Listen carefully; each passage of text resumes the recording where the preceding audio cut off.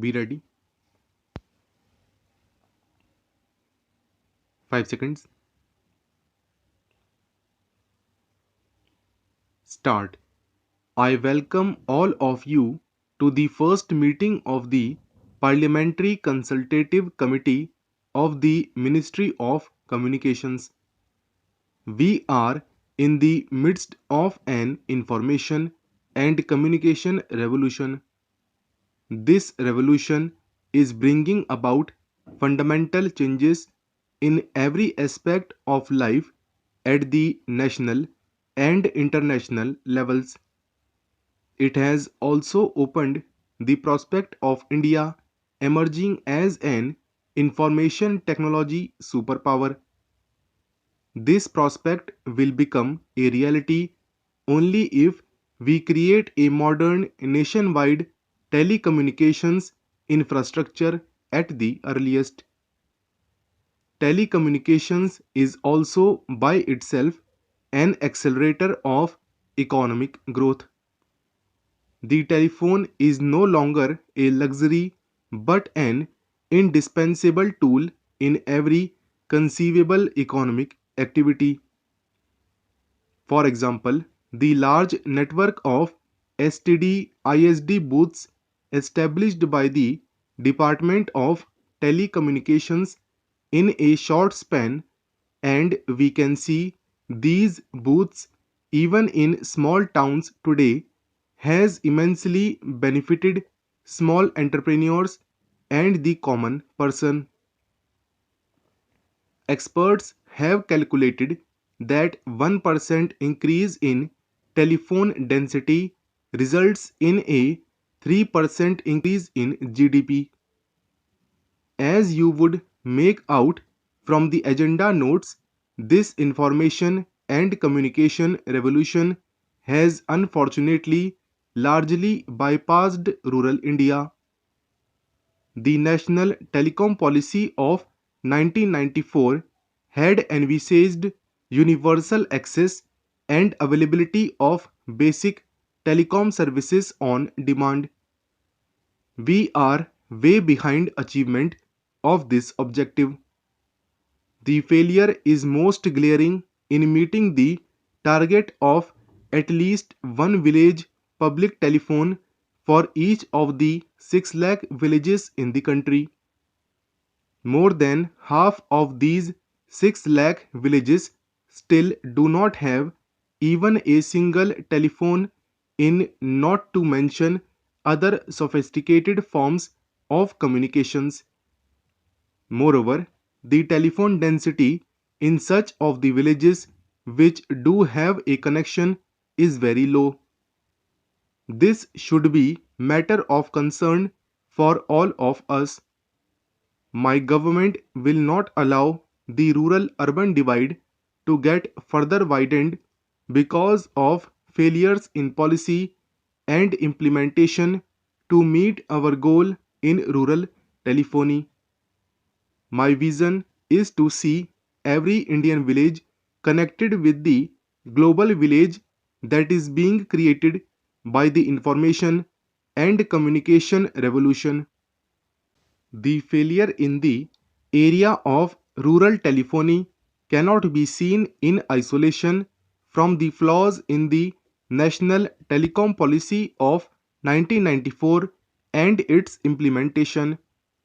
Today, everybody recognizes that the reforms in the telecom sector, particularly relating to investment in basic and cellular services by private operators, have failed.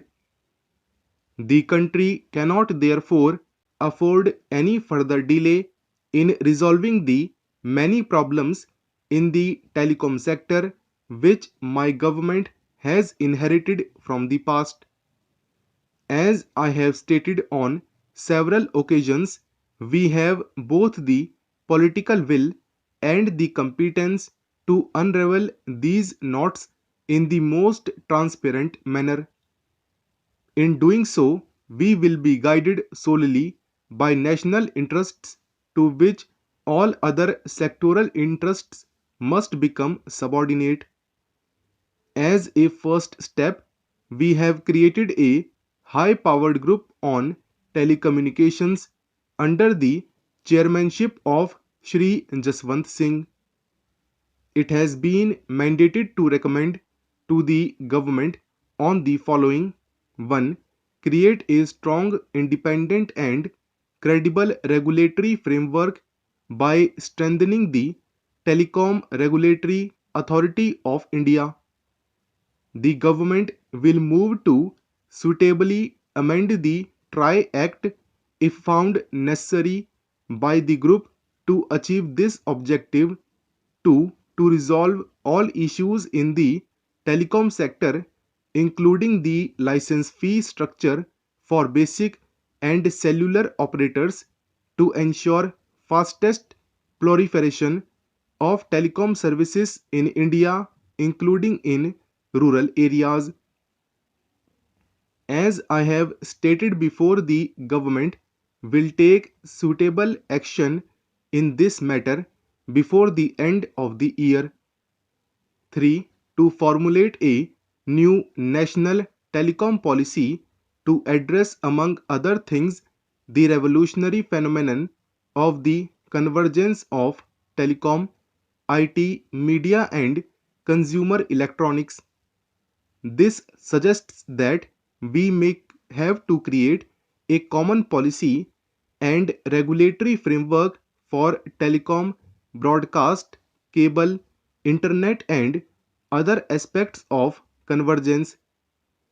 All this will require the evolution and implementation of rational spectrum policy based on best international experience.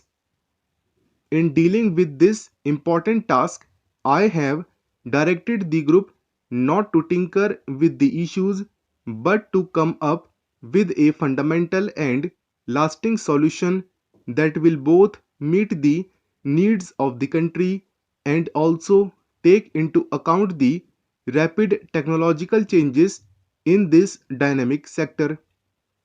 Otherwise, within a few years, India might once again face problems similar to the ones we are dealing with today. The solution must, among other things, address the national objective of rural telephony. We cannot expect the dot alone to undertake this important social obligation. Private operators will have to share this responsibility and meet their targets speedily. There is also a need to use many different technologies simultaneously, especially wireless, to ensure cost effective and rapid spread of telephones in villages and hilly areas. The solution must also result in further strengthening the Department of Telecommunications in order to successfully face the increasing competition in the coming years.